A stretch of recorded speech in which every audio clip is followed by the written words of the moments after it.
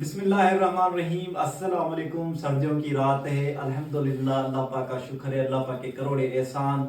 रात का हम खा रहे हैं खाना नए नए किचन में। अम्मी जान साथ है, दुआ साथ है और मुनीज़ा जो है सो गई है। बेगम साहिबा ने कहा मैं देर से जो है रोटी खाऊंगी, आप खाना खा लें, मैं जब तक जो है खाना बना लेती हूँ।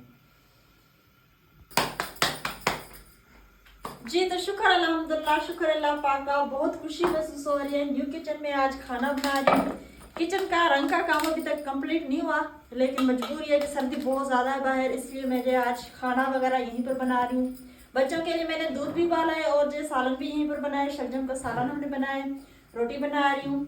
हमारी वीडियो अच्छी लगी तो कमेंट्स में लाजमी बताना। हमारे वीडियोस को फॉलो, लाइक, सब्सक्राइब जरूर करना। अल्लाह पाक आप लोगों को खुश रखे, आबाद रखे, जहाँ भी रहें खुश रहें, आबाद रहें, हंसते रहें, मुस्कुराते रहें। आमीन।